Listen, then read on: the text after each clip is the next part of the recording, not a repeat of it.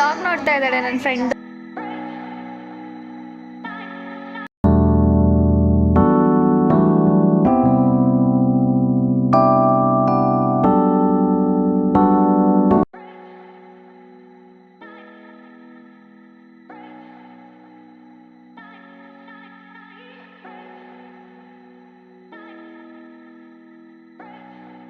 Hi hello ನಮಸ್ಕಾರ ಎಲ್ರಿಗೂ, welcome back to my channel. ಇವತ್ತಿನ ವಿಡಿಯೋ ನನ್ನ ಆಫ್ಟರ್ ಕಾಲೇಜ್ ವ್ಲಾಗ್ ಆಗಿರುತ್ತೆ. ಸೊ ಇವಾಗ ಟೈಮ್ ಬಂದು 4:30 ಆಗಿದೆ.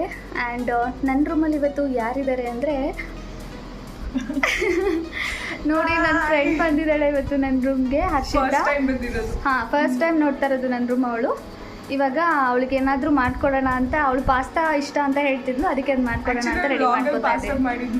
ಪಾಸ್ತಾ ತಿನ್ಬೇಕು ಅಂತ ಹೇಳಿದ್ದೆ, ಅದನ್ನ ನೆನ್ಪಿಟ್ಕೊಂಡ್ಬಿಟ್ಟು ಪಾಸ್ತಾ ಮಾಡ್ಕೊಳ್ತಿದ್ದಾಳೆ ಪಾಪ. ಸಂಡೇ ವ್ಲಾಗಲ್ಲಿ ನೋಡೋಣ ಇವಾಗ ಹೆಂಗೆ ಬರುತ್ತೋ, ಏನೋ ಒಂದು ಮಾಡ್ತೀನಿ, ತಿಂತಾಳೆ, ನೋಡೋಣ. ಇನ್ನೊಬ್ಳು ಫ್ರೆಂಡ್ ಆಮೇಲೆ ಬರ್ತಾಳೆ.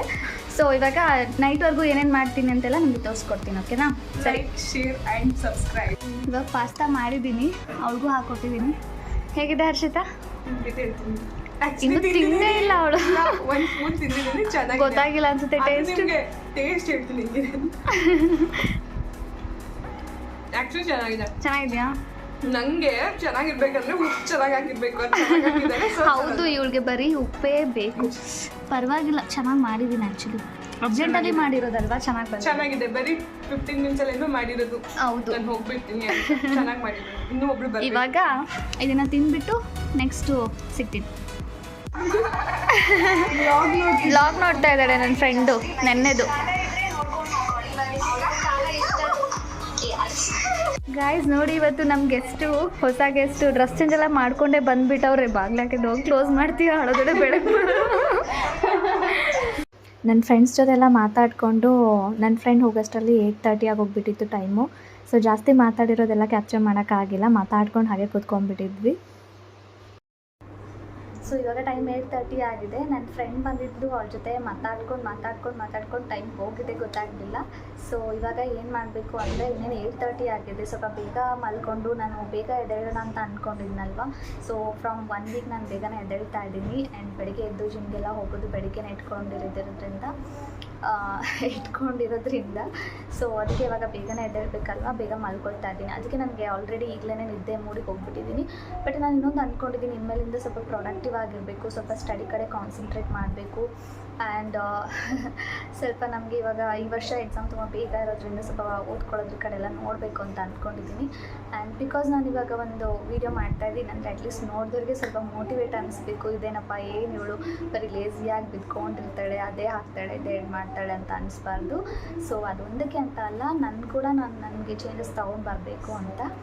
ಆ್ಯಂಡ್ ನೋಡೋಣ ಏನಾಗುತ್ತೆ ಅಂತ. ಸೊ ನಾಳೆಯಿಂದ ಇನ್ಮೇಲೆ ಡೈಲಿ ವ್ಲಾಗ್ಸ್ ಮಾಡ್ತಾ ಇರ್ತೀನಿ.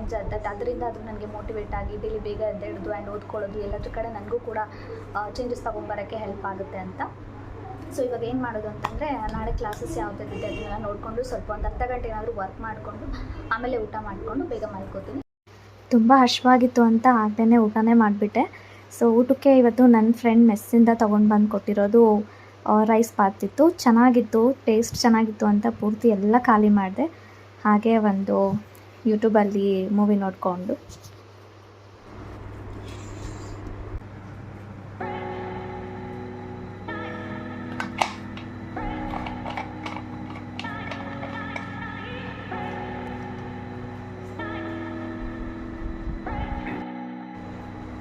ಇವಾಗ ನಾನು ಸ್ವಲ್ಪ ಕ್ಲಿನಿಕಲ್ ಡೈರಿ ಬರೆಯೋದಿದೆ.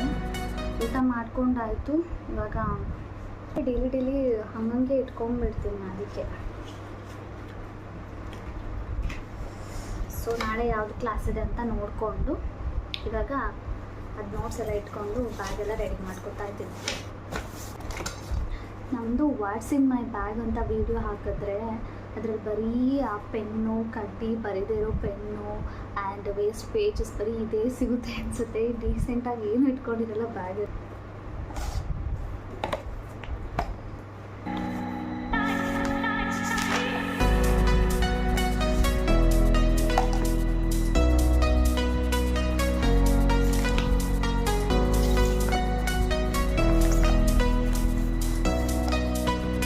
ಡೈರಿ ಎಲ್ಲ ಬರುತ್ತೆ ಅಂದರೆ ನಮಗೆ ಪೋಸ್ಟಿಂಗ್ ಎಲ್ಲ ಇರುತ್ತಲ್ವ. ಸೊ ನಾವು ಏನೇನು ಆ್ಯಕ್ಟಿವಿಟೀಸ್ ನಾವೇನು ಮಾಡಿದ್ವಿ ವಾರ್ಡಲ್ಲಿ ಅಂತಂದ್ಬಿಟ್ಟು ಆ ವಾರ್ಡಲ್ಲಿ ಏನೇನು ಇರುತ್ತೆ ಅದ್ರ ಬಗ್ಗೆ ಎಲ್ಲ ಹಾಕಬೇಕು. ಸೊ ಅದನ್ನೆಲ್ಲ ಬರೆದೆ ಡೇಟ್ ವೈಸ್, ಅಂದರೆ ಡೈಲಿ ನಾವು ವಾರ್ಡಿಗೆ ಹೋಗಿರೋ ದಿನ ಆ್ಯಂಡ್ ಯಾವ ವಾರ್ಡ್ ಇರುತ್ತೆ ಅದರಲ್ಲಿ ನಾವು ಏನೇನು ಆ್ಯಕ್ಟಿವಿಟೀಸ್ ಮಾಡಿದ್ವಿ ಅಂತ ಬರೀಬೇಕು. ಸೊ ಅದನ್ನು ಮುಗಿಸ್ದೆ. ಇವಾಗ ಆಲ್ಮೋಸ್ಟ್ ಸ್ವಲ್ಪ ಇವತ್ತು ಟೈಮ್ ಹೇಗೋಯ್ತು ಅಂತ ಗೊತ್ತಾಗಲಿಲ್ಲ. ಇವಾಗ 10 ಆಗಿದೆ. ನಾನು ಇವಾಗ ಇನ್ನೇನು ಮಲಗಬೇಕು.